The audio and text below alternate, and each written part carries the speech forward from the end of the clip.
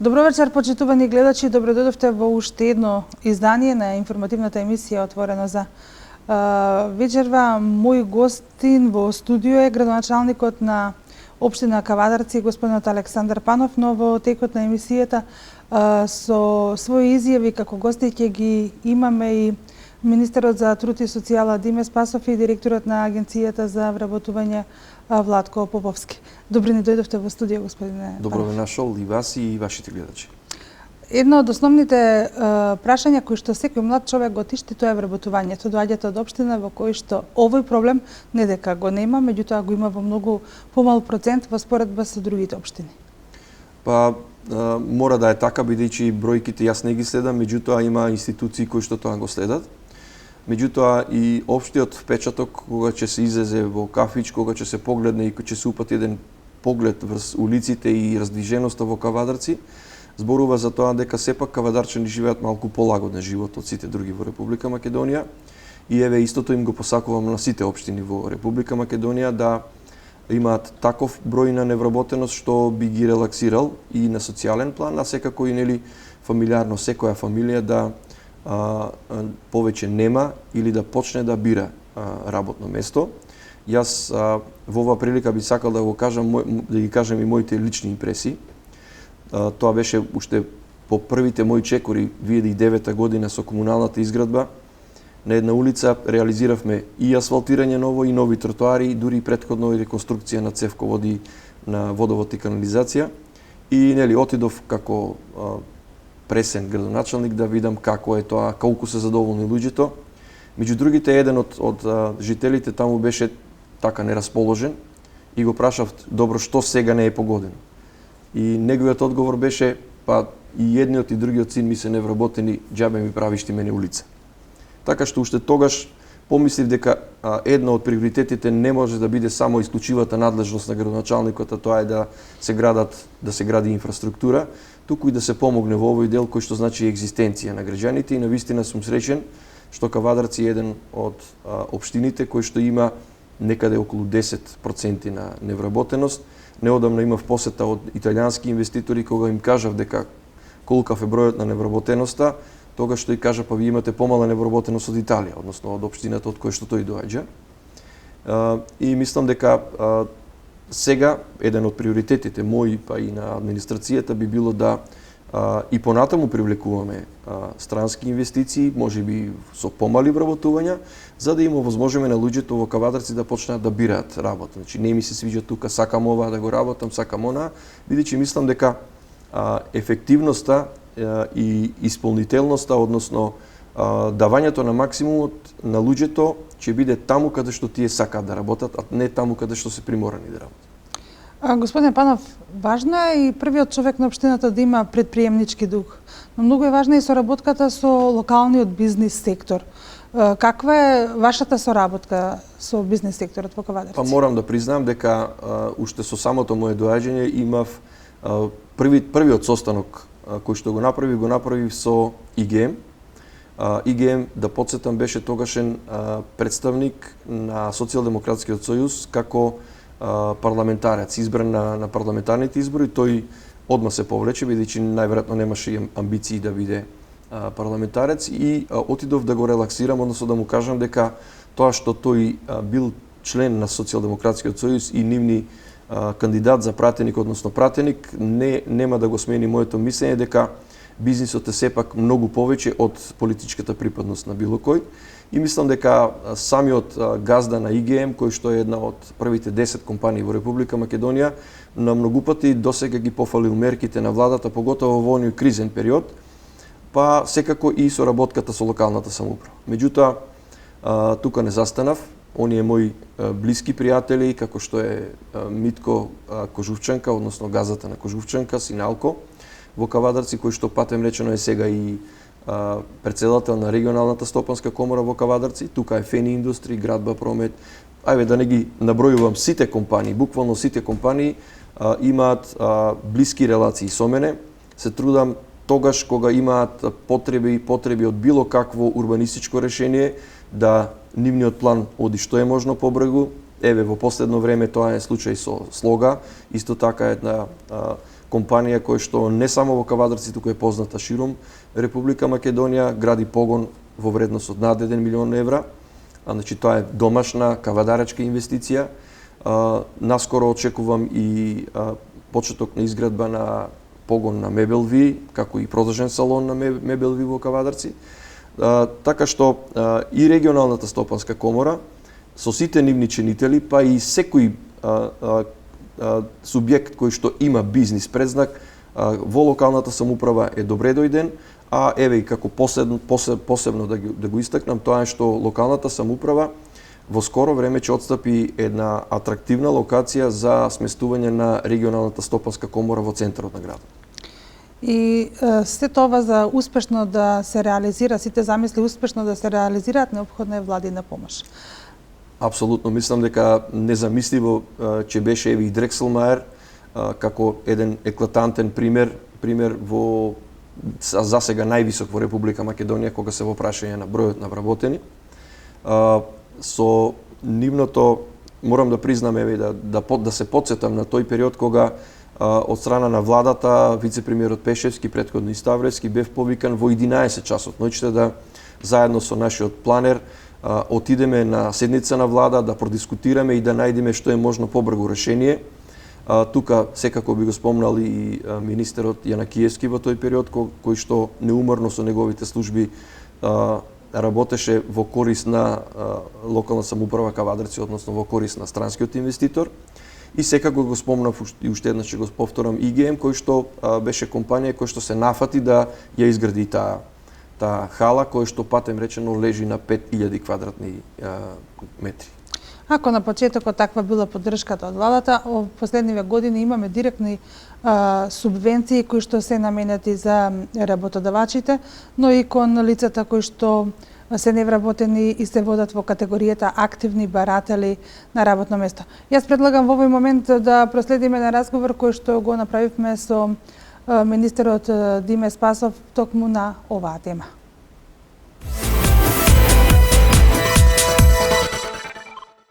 Македонија вработува еден од малкуте проекти кои што за толку кратко време, само за неколку месеци, проект кој што почна кон крајот на март 2015 година, вроди со огромен број на работни места. Над 11.000 работни места беа постигнати само во 2015 година или пак вкупно 11.800 заклучно со денес. Тоа се 11.800 семејства кои што добија вработување, кои што добија повеќе или пак редовни средства, редовни приходи и можност за подобра екзистенција, за поквалитетен живот. Проект кој што им помогна на 11.800 лица побрзо и полесно да стигнат до своето работно место, меѓутоа е исто така и проект кој што им помогна на огромен број на компании. Над 6600 компании веќе учествуваа во овој проект, ги искористија бенефитите, можностите и поволностите кои што ги нуди истиот. Проектот Македонија вработува нуди значителни ослободувања од плаќање на давачки за вработување, односно од плаќање на социјални придонеси и за одредени категории персонален данок или пак во просек ослободувањето кое што го добива една компанија за само едно отворено работно место преку проектот Македонија вработува е помеѓу 1500 до 2000 евра на ниво на една година. Ако земеме во предвид дека најмалото ослободување е 3 години или пак има и ослободување кое што трае до 5 години, тоа се некаде од 6 па до 10.000 евра субвенција или пак помош за приватната компанија за да отвори работно место користејќи ги можностите од овој проект. Изминатата година се реализираше и проектот за вработување на млади лица до 29 години. Исклучително позитивни се и тука резултатите. Овој проект продолжува и оваа година да се реализира, кои се очекувањата? Практично мерката или пак можноста за вработување на млади лица до 29 години со една година ослободување од плаќање на придонеси за секоја компанија која што ќе вработи младо лице во нашата држава го иницираше потоа и проектот Македонија вработува. Оваа мерка започнавме да реализираме во април 2014 година и увидовме дека има голема успешност. Од месец во месец се повеќе и повеќе се зголемуваше бројот на ново отворени работни места во приватните компании користејќи ги овие можности, бидејќи процентот на невработеност беше највисок кај младите лица, се одлучивме за една ваква покрупна поволност во тоа време. После една година ги видовме резултатите од мерката, направивме проценка и се одлучивме за нејзина надградба, од која што и произлезе проектот Македонија вработува, односно ја офативме категоријата на млади лица до 29 години, меѓутоа и на најразлични категории по возраст или пак социјално ранливи категории кои што ги вклучивме во проектот Македонија вработува. Овој проект резултира досега со некои 12.000 работни места за една година и 9 месеци од прилика, што е исто така голема значајна бројка на новоотворени работни места конкретно за младите лица во нашата држава. Министре, ние сме телевизија која што зрачиме во Вардарскиот регион, можеме да направиме една паралелна колку млади или колку воопшто вработување имаме во Неготино, колку во Кавадарци, колку во Велес, колку во Свети Николе, со помош на владините мерки. Како што кажав, преку проектот Македонија вработува досега се отворија вкупно 11.800 работни места, при што овој проект нуди можности и поволности за различни категории. Имаме околу 3.100 вработувања кај младите лица до 29 години, околу 4.600 вработувања кај оние до 35 години. 1.500 вработени се лица од 35 до 50 години, лица кои што биле подолго од 10 години без работа, сега добиле работно место преку проектот Македонија вработува, и над 2300 лица над 50 години, што бројки кои што ја покажуваат успешноста на овој проект, бидејќи нудат можности за сите категории кои што ги предвидовме во проектот.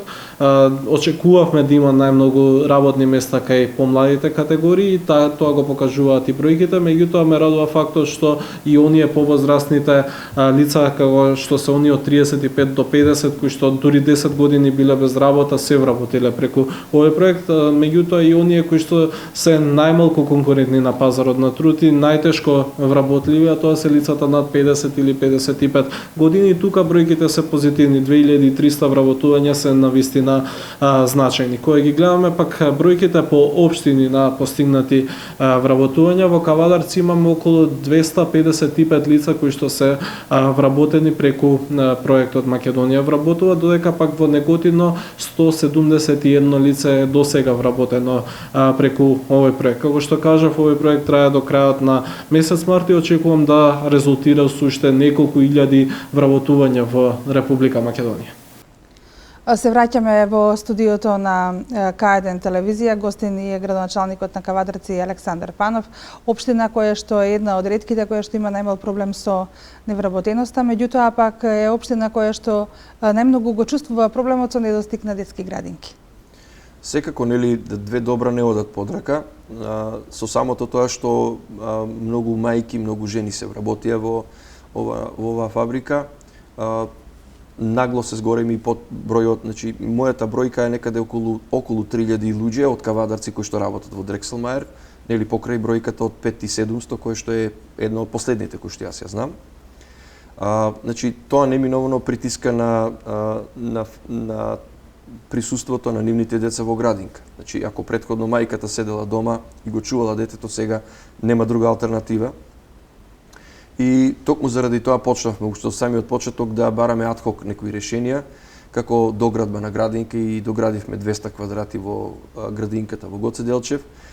Изградивме една мала градинка, односно реконструиравме еден простор во домот во селото Ваташа и тоа го адаптиравме за 50 на деца, и задоволен сум што на вистина 50 деца веќе таму престојуваат. И најновото е тоа што со помош на владата, односно со одлука на владата, еден објект, тоа е стара лабораторија во склоп на здравствен дом Кавадарци, е отстапена на користење на локална самоуправа Кавадарци. Ние го буџетиравме тоа и сега очекувам овие денови да го објавиме тендерот и да комплетно ја реконструиравме оваа зграда и адаптираме за нешто над 100 деца. Може ли да очекуваме дека до крајот на годината ќе биде готови, дека фактички во тој простор 100 дечиња ќе бидат сместени? Моите проекции се да тоа биде до септември завршено. Секако, нели, тука не е само градежниот дел, кој што го имаме ние како врска. Тука се е и опремувањето на градинката. Јас ќе се обидам да го изменаџирам тоа по втор пат, бидејќи првиот пат не ги искористивме оние 20.000 евра кои што ги вети Дрекселмајер, тие ги пренамени во постојки во градот. Разговарав скоро со дел од менеджерскиот тим, тие повторно ветија дека ќе учествуваат во опремувањето на градинката. Само треба да го кажат износот, за да евентуален кусок го компензирам со Министерството за труд и социјална политика, и така што мислам дека еден објективен рок за комплетно завршување на овој објект е некаде месец септември. Статистиката покажува дека голем број од работоспособните лица кои што се уште се невработени во Кавадарци се водат во групата на активни баратели, се интересираат и за мерките кои што владата ги нуди за самовработување. Предлагам во овој момент да ја слушнеме изјавата на директорот на Агенцијата за вработување господинот Владко Поповски, кој што зборува токму на оваа тема. Кои се мерките за вработување или како се невработените може да дојдат до работно место со помош на владини средства.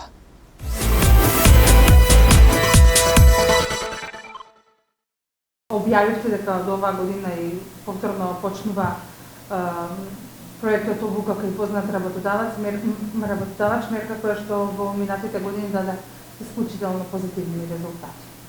Точно така, ова е мерка која што навидно не чини многу. Е релативно ефтина мерка, но релативно добри резултати дава во делот на зголемување на компетенциите и обезбедување на квалитетна работна сила за компаниите. Значи, со оваа мерка која што е видоизменета малку во историјата беше за доквалификација и преквалификација, ние ја применувавме во Обука за познат работодавач, со тоа што оваа мерка дава многу солидни резултати.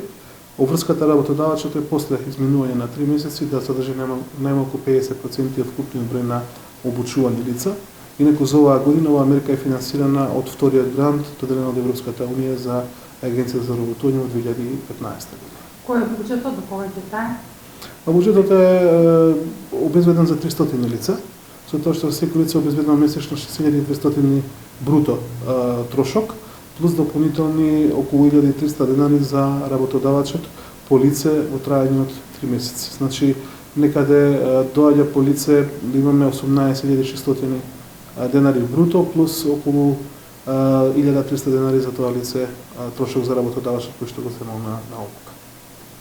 Имаме ли бројка колку минатата година луѓе аплицира за невработени за оваа мерка, колку од нив најдоа својот обиколник?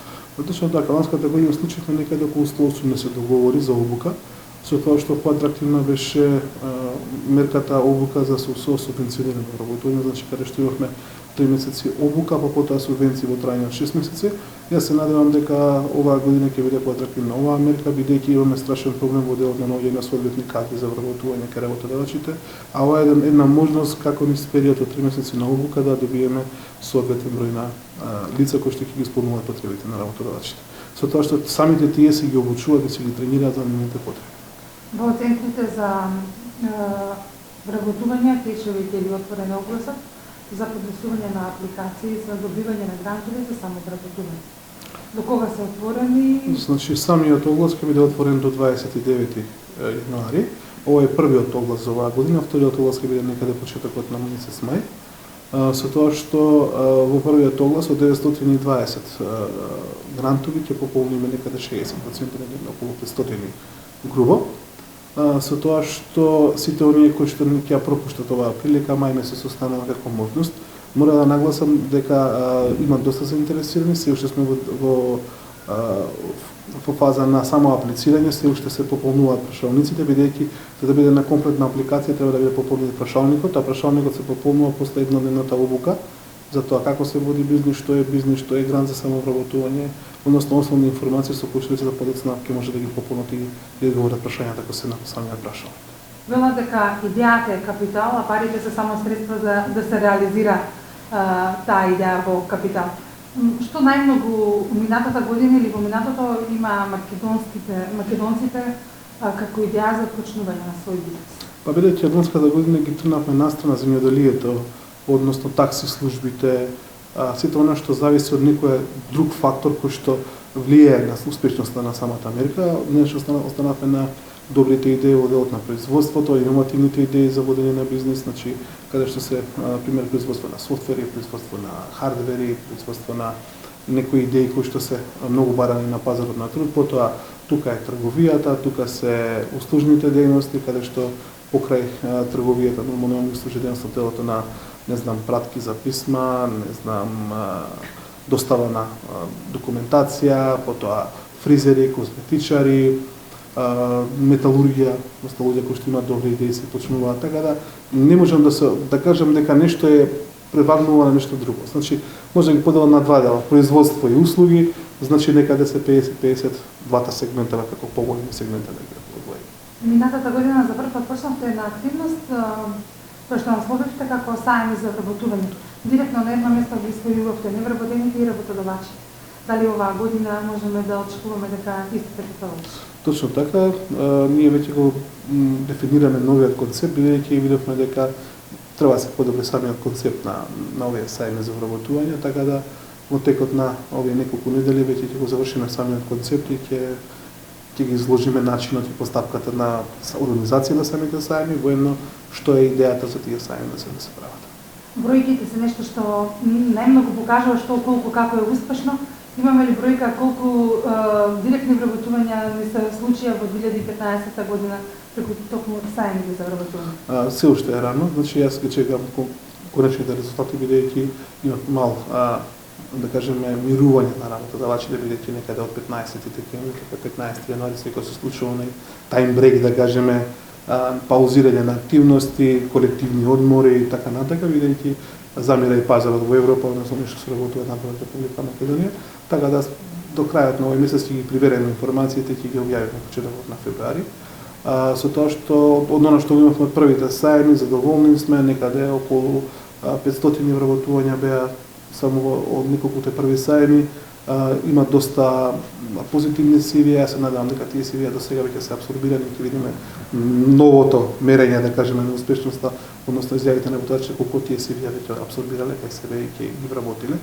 А инаку за оваа година очекуваме промена малку на концептот со тоа што ќе видиме малце можеби и потранспарентни, поинформирани ќе бидат граѓаните, можеби бројот на сајми ќе се намали, нема да биде толкав, но ќе видиме со некој друг концепт. Очекуваме да ги видиме резултатите од оваа година и да видиме што понатака бидејќи некаде беа многу успешни сајмите, некаде беа малце по, да кажеме, посмирени со тоа што тоа ни дава значење дека треба да смениме нешто во самата концепција и него како сајми, како места за размена на работна сила се добро прифатени. Повторно се враќаме во студиото. Господине Панов, слушнавме кои се можностите кои што младите може да ги искористат од државата за да започнат свој бизнис. Меѓутоа, за успешноста на една општина не е само вработувањето, не е само да се има средства доволно за екзистенција. Многу е важен и амбиентот, како што на почетокот рековте, во кој што живеете. Локалната самоуправа се обидува во последните неколку години да го смени ликот на општината, особено на влезовите. Секако, мислам дека една од критиките кои што беа упатени на моја адреса беа неуредените влезови. Тоа до пред некое време го менаџиравме заедно со Агенцијата за патишта и Македонија пат. Меѓутоа, пред неколку години, она што значи регионален пат кој поминува на територијата на самиот град веќе е во надлежност на локалната самоуправа. Меѓутоа, нити агенцијата, нити Министерството за транспорт и врски, нити Македонија пат не отстапија од тоа да помогнат. Така што минатата година интервениравме на еден од влезовите, тоа е Глишич Марена, па и дел од улица Шишка и на делот на излезот кон Прилеп. И нешто што ни остана нам како локална самоуправа во договорот со овие институции беше да интервенираме на најфреквентниот дел, односно да направиме проширување, тротоари и канделабри во делот на најфреквентниот влез, а тоа е према Росман, односно према автопатот. Неодамна го завршивме тендерот, имаме избрано најповолен понудувач и мислам дека во наредниот период од неколку месеци Кавадарци ќе добие многу подобар и поубав влез во должина од 300 метри. Тоа е првата фаза и уште 300 метри имаме планирано за 2017, со тоа би направиле еден влез кој што наликува, односно кој што доликува на Кавадарци.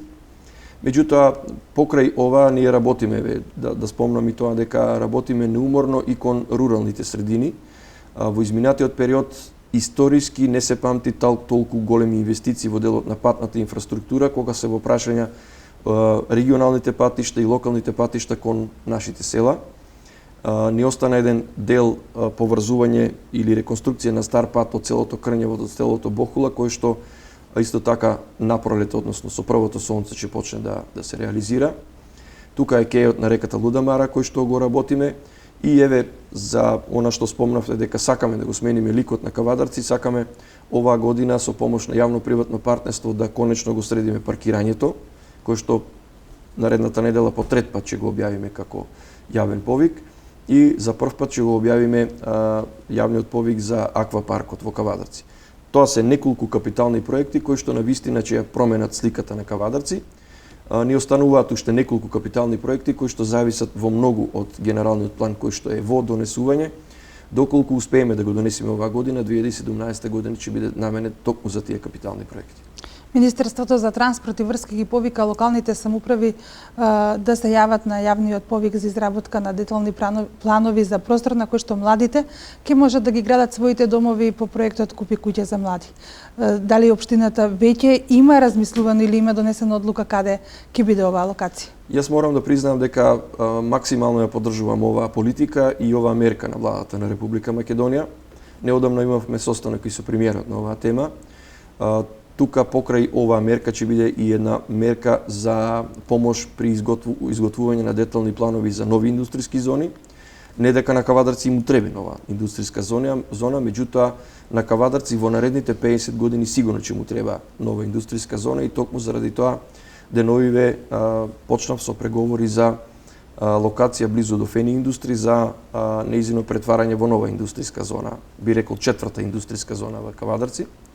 Меѓутоа, она што е уште побитно, тоа е да обезбедиме поатрактивен плац или плацеви за младите брачни парови во градот Кавадарци. Политиката на изградба на стамбени згради полека се напушта во Република Македонија и мислам дека тоа е идеалниот начин како да се зголеми популацијата во Кавадарци. Дури предложив одредена мерка да владата, а бев убеден од премиерот дека се размислува и на таа тема, дека ни е потребно одредени мерки и субвенции за руралните средини во Кавадарци, затоа што Кавадарци има еден голем пасивен дел, тоа е бившата општина Конопиште, каде што има многу напуштени села, жители од 10 до 20, некаде и по 20, така што мислам дека тоа би била едно продлабочување на оваа политика на субвенционирање за куќа за млади брачни парови, а на нас како локална самоуправа останува да одбереме покрај оние распрчкани плацови кои што ги имаме во самата општина, да најдеме државно земјиште, нели затоа што ни е најевтино, да тоа во наредниот период од неколку месеци го претвориме во градежно земјиште, да го урбанизираме и да го понудиме за продажба на млади брачни парови. Секако нема да бидат дискриминирани и другите, тоа ќе биде јавен повик кој што ќе важи за сите. Меѓутоа, добро е да поголем дел биде за млади брачни парови, затоа што преку купување на овој плац тие би можеле да ги користат и субвенциите на владата. И на крај, пред самиот крај на оваа емисија, минатата година ги пуштивте во употреба 5 мали хидроцентрали. Една од ретките општини се која што започна со производство на зелена енергија.